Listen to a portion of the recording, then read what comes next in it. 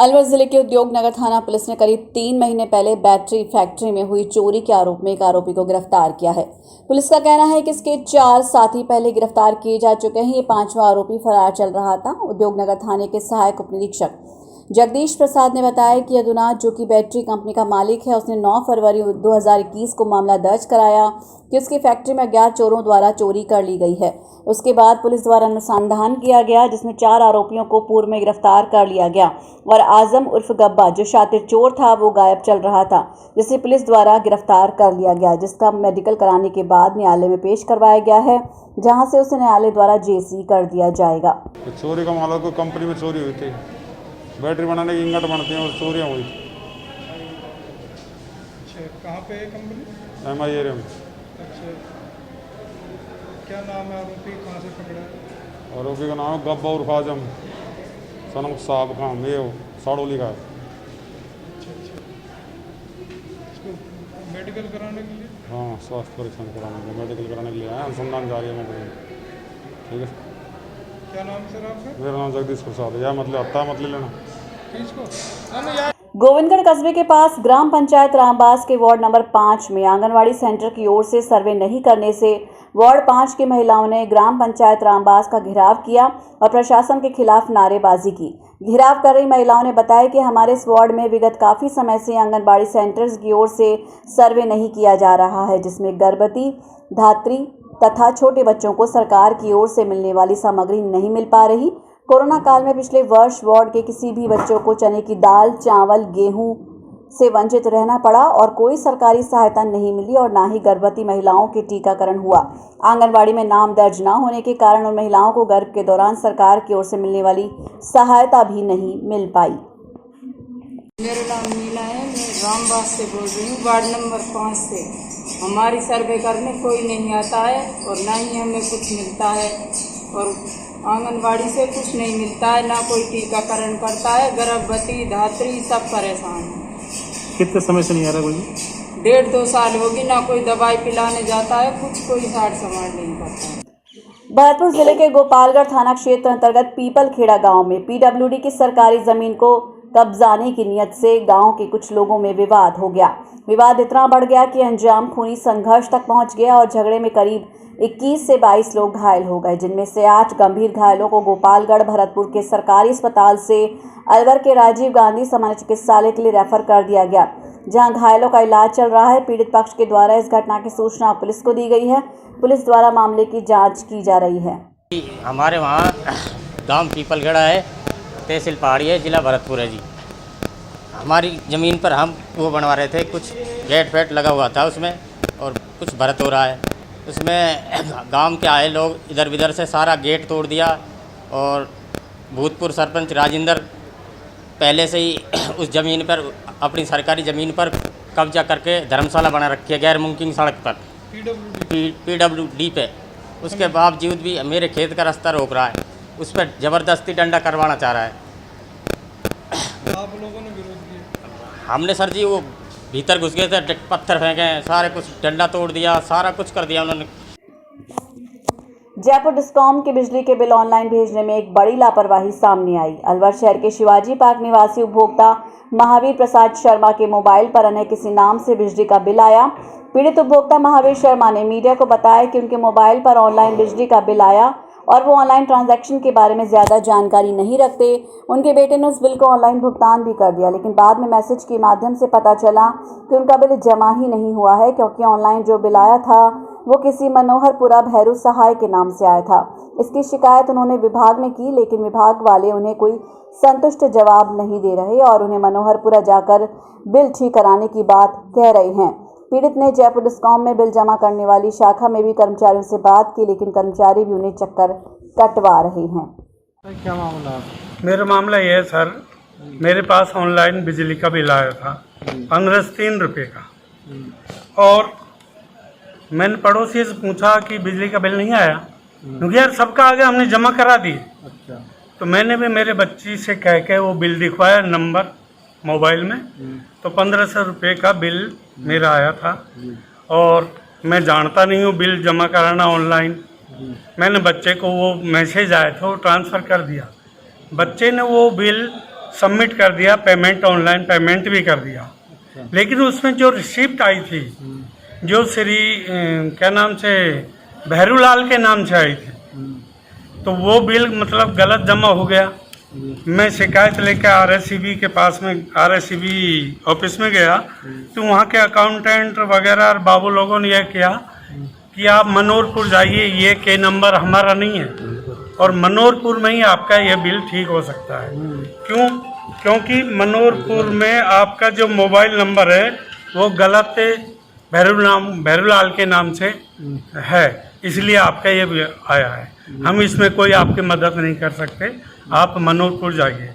मैंने उनसे रिक्वेस्ट किया, सर मैं अलवर का आपका कंज्यूमर हूँ, मैं जब आप ही नहीं सुन रहे तो मनोरपुर में मेरी कौन सुनेगा? विभाग की लापरवाही सामने आई है। और विभाग की सरल लापरवाही है विभाग की, जो मैं उनके पास जा रहा हूँ। अब आज जरूर उन्होंने मेरी एप्लीकेशन ली है, अब देखो उस पर क्या कार्रवाई होती है। और मैंने सब कुछ सबमिट किया है, पिछला बिल भी सबमिट किया है, ऑनलाइन पेमेंट किया है, जिसकी भी कॉपी मैंने पेश की है। आपका नाम क्या है? मेरा नाम महावीर प्रसाद शर्मा है। मैं रिटायर कर्मचारी हूँ, कलेक्टर साहब का रिटायर जिम्मेदार हूँ और शिवाजी पार्क 5 के 177 में रहता हूँ। ठीक। आप सभी अपने इन्वेस्टमेंट्स बचा के रखिए, क्योंकि त्रिहान होम डेवलपर्स अलवर की सबसे बड़ी सोसाइटी अपना घर शालीमार बनाने के बाद अब लेकर आ रहे हैं आपके लिए लग्जरी फ्लैट्स। इसलिए कुछ दिन रुकिए और लग्जरी फ्लैट्स के साथ अपनी नई जीवन शैली की कीजिए शुरुआत। ज्यादा जानकारी के लिए संपर्क करें।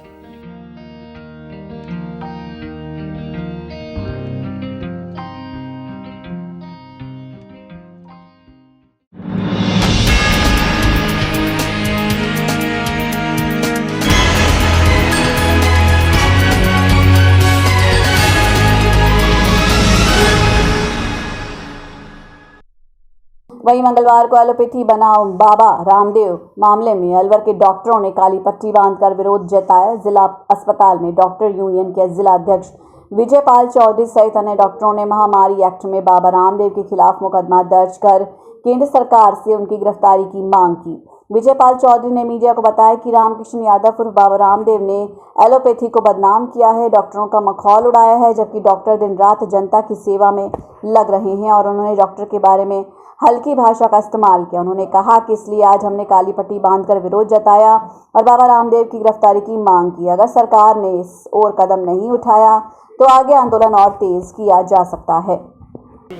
देखिए, पिछले दिनों में जो देखने में आया है, तथाकथित जो बाबा बने हुए हैं रामकृष्ण यादव उर्फ रामदेव, जिन्होंने चिकित्सकों के और आधुनिक चिकित्सा पद्धति और एलोपैथी के खिलाफ जो मनगढ़ंत, अनर्गल और बदनाम करने वाला जो बयान वो झूठे प्रचार के लिए दे रहे हैं, हो सकता है उनकी कुछ फार्मा कंपनियों से द्वेष हो, लेकिन उसमें आधुनिक चिकित्सा पद्धति, जो चिकित्सक आज कोरोना में अपनी जान गंवाकर भी अपना सब कुछ न्यौछावर करने को तैयार है। आज उनके परिवार में आप जाके देखिए कि परिवार में उनकी वजह से कई लोग कोरोना संक्रमित हैं और खुद चिकित्सक कोरोना संक्रमित होकर भी सेवा कर रहे हैं, लेकिन बाबा रामदेव हैं कि अपनी हरकतों से बाज नहीं आ रहे हैं और वो दिन ब दिन रोज़ाना किसी न किसी तरह का बयान सोशल मीडिया पर आधुनिक चिकित्सा पद्धति, एलोपैथी और चिकित्सकों के खिलाफ जारी करते रहते हैं।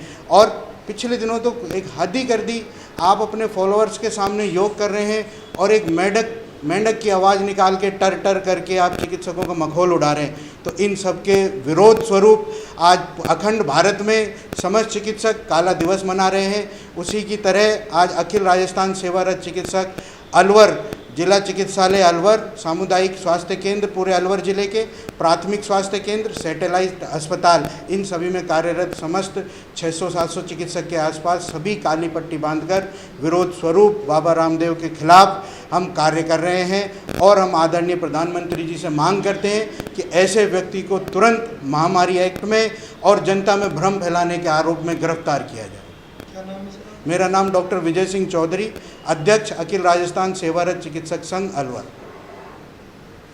मंगलवार को श्रम राज्य मंत्री टीकाराम जूली ने रेलवे स्टेशन स्थित कैंटीन में युवा ब्राह्मण सभा परिवार और ओरिएंटल मिट प्राइवेट लिमिटेड के संयुक्त तत्वावधान में जरूरतमंदों के लिए चलाई जा रही मां अन्नपूर्णा युवा विप्र रसोई का अवलोकन किया। अवलोकन के दौरान टीकाराम जूली ने कहा कि कोरोना काल में जरूरतमंद व्यक्तियों के लिए रसोई के माध्यम से भोजन की व्यवस्था की जा रही है और रसोई में साफ सुथरा और पौष्टिक भोजन कोरोना मरीजों और उनके अटेंडर्स को जिस भोजन की आवश्यकता है वही भोजन उनको दिया जा रहा है। उन्होंने बताया कि मानव सेवा में जिस तरह से समाज, युवा साथी और विभिन्न संगठन जिस तरह से आगे निकल कर आए हैं और एक दूसरे व्यक्तियों की सेवा कर रहे हैं, उसी से हम कोरोना की लहर से लड़ पाएंगे। युवा ब्राह्मण समाज और ओरिएंट एडुमेंट प्राइवेट लिमिटेड शाजापुर की तरफ से ये कार्यक्रम चलाया जा रहा है। मां अन्नपूर्णा रसोई, जो कि कोविड के पेशेंट और उनके अटेंडेंट के लिए, उनके परिवारजनों के लिए यहाँ से किया जा रहा है। और मैं समझता हूँ कि इतना साफ सुथरा, अच्छा और पौष्टिक भोजन, जिसके अंदर पराठे भी दे रहे हैं, रोटी भी दे रहे हैं, चावल भी दे रहे हैं, पनीर की सब्ज़ी भी है, दाल भी है, सलाद भी है, मिठाई भी है, सारी चीज़ें हैं। तो मैं समझता हूँ एक बहुत अच्छा प्रयास है। और इसमें हमारे युवा साथी संजय शर्मा जी, आकाश मिश्रा जी, राहुल पटेल जी, पूरी टीम, राजेश जी, सब लोग मिलके इस काम को कर रहे हैं। तो मैं इन सभी युवा साथियों को इसके लिए बहुत बहुत बधाई देता हूँ। और ख़ास तौर से ये कहना चाहूँगा कि मानव सेवा में जिस प्रकार से समाज, युवा साथी और विभिन्न संगठन जिस प्रकार से आगे निकल के आए हैं, एक दूसरे व्यक्ति की सेवा कर रहे हैं, वो वाकई में एक बहुत बड़ी बात है। और उसी से हम इस लड़ाई को लड़ पाए। और आज मैं समझता हूँ कोविड धीरे धीरे कम होता जा रहा है। ऐसे समय में भी ये लगातार काम कर रहे हैं। और आने वाले समय में भी, मैंने पहले भी देखा है, पिछली बार भी जब कोविड शुरू हुआ था उस समय भी बहुत सी ऐसी चीज़ें, खाद्य सामग्री, मेडिसिन या अन्य प्रकार की सहायताएं इस समाज के द्वारा की जाती रही है। तो मैं पुनः सभी युवा साथियों के दिल से उनको इस कार्य के लिए बहुत बहुत बधाई देता हूँ। धन्यवाद। युवा ब्राह्मण सभा परिवार एवं ओरिएंटल एडुमेंट प्राइवेट लिमिटेड शाजापुर के संयुक्त तत्वावधान से कोविड पेशेंट और उनके परिजनों के लिए विगत 8 दिनों से अनवरत उनकी सेवार्थ ये रसोई मां अन्नपूर्णा युवा विप्र रसोई का आयोजन किया जा रहा है। आज इस रसोई के निरीक्षण पर श्रम राज्य मंत्री टीकाराम जूली जी, उनके साथ में कांग्रेस के कार्यकारी जिलाध्यक्ष योगेश मिश्रा जी पधारे और कंपनी के चेयरमैन संजय शर्मा जी के द्वारा उन रसोई का निरीक्षण करवाया गया। और हम धन्यवाद ज्ञापित करते हैं मीडिया के माध्यम से श्रम मंत्री जी का कि वो यहाँ पधारे और हमारी पूरी टीम को उन्होंने प्रोत्साहन बढ़ाया। और इस मुहिम को हम अनवरत जारी रखेंगे। अभी हमने इस मुहिम के में थाली के साथ साथ राशन किट भी शुरू करी है कि जिस परिवार को थाली चाहिए होगी उसको हम थाली मुहैया करा रहे हैं और जिसे राशन किट चाहिए होगी उसको हम राशन किट उपलब्ध करा रहे हैं। हमारी जो थाली है वो स्टैंडर्ड है। तो हमारा ये प्रयास है कि जल्द से जल्द सभी लोग स्वस्थ हों, तो पूर्ण हाइजेनिक रूप से भोजन उपलब्ध कराकर कोविड पेशेंट और उनके परिजनों को उपलब्ध कराया जाए। आपका नाम? मैं आकाश मिश्रा, अध्यक्ष युवा ब्राह्मण सभा।